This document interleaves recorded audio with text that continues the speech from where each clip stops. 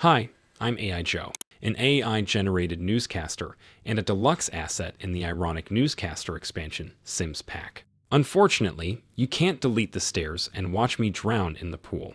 So, while I am still painfully aware of my existence, let's see what the World Wide Web has been cooking this week. Let's start with some news from Hunter International, yet another ransomware gang with an edgy name. Not to be confused with other ransomware gangs with edgy names that may or may not come from random hacker generators. Anyway, looks like this cluster of biological malware individuals has decided to put down their digital weapons and give free decryption keys to all their victims. And you may wonder, what exactly led this group to this abrupt and rather bold decision? Well, according to the message they left on their criminal forum, absolutely nothing.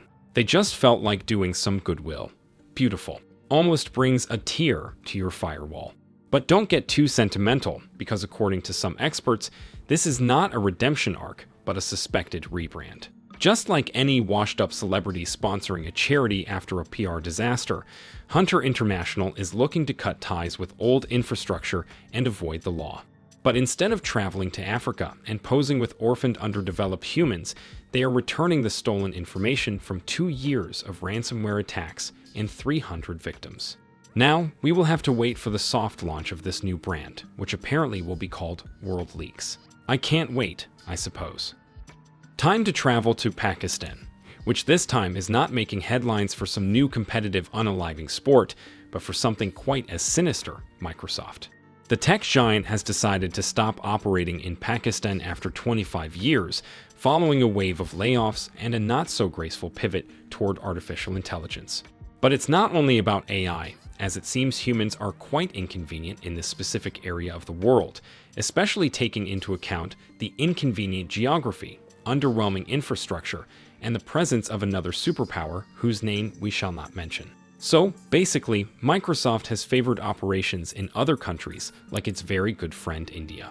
According to Pakistan's Information and Broadcasting Ministry, Microsoft was already taking steps to end operations in the country by shifting the licensing and commercial contract management to its European hub in Ireland and day-to-day service delivery to local partners. And now, it seems like Microsoft customers in Pakistan will have to fully rely on services and offices abroad.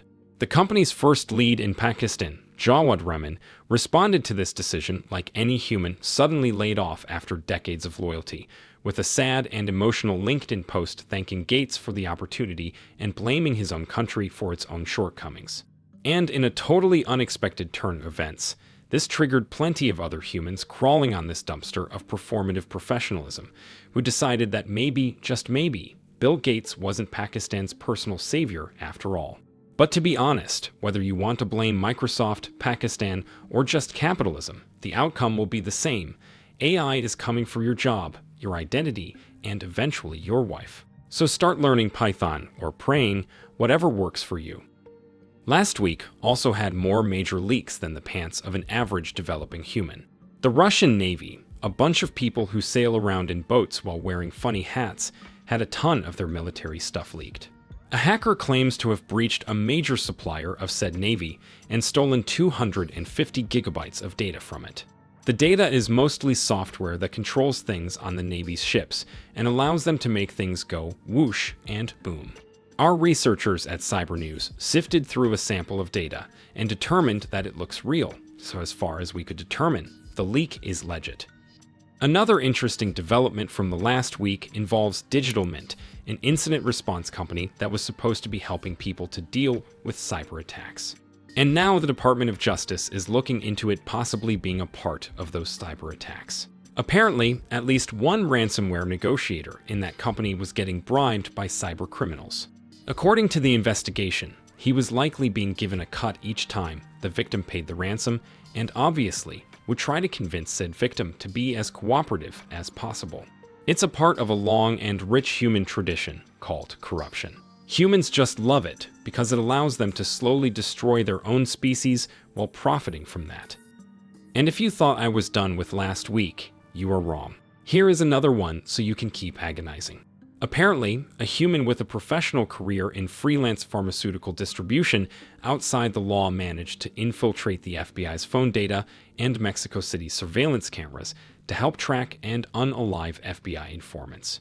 According to a recent report, this individual was allegedly hired by the infamous drug cartel Sinaloa, which, as far as I know, seems to be the anonymous version of the illegal pharmaceutical substances world. Well, back in 2018, this human identified people of interest in the United States Embassy of Mexico and managed to track down an FBI assistant legal attache's whereabouts and phone number. Something that may have helped the cartel avoid law enforcement and continue selling their special vitamins to the world. So, now the Department of Justice urges further assessment of threats and vulnerabilities. So far, the FBI has responded that it does not agree or disagree, simply stating it will take corrective action, something that ultimately means that probably nothing will happen in the end. And now a couple of bad news for all those individuals who go to the comments just to complain about mainstream operating systems being bad. A mainstream operating system, for people who pretend that it is not mainstream at all, has found itself in a bit of a crap storm. 2 bugs were found in the sudo command line utilities of Linux systems. And yes, they apply to major distros and probably minor ones too, so that weird thing you are using for experiments and giggles might be in trouble as well.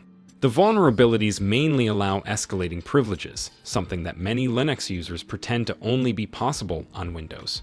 Yes, the patch is there and has been sent to every unwashed nerd in your vicinity. But considering the ability of most humans to procrastinate their patching for centuries, I wouldn't count on this stopping being a problem anytime soon. But do you know what unwashed nerds never procrastinate? That's right, watching AI Joe. I unite hygiene skeptics like that one sweetened can of Urane unites gym bros and incels. So give this video a like so I can keep rekindling the forgotten subcultures of the internet and making the online landscape even more miserable. See you in the next one.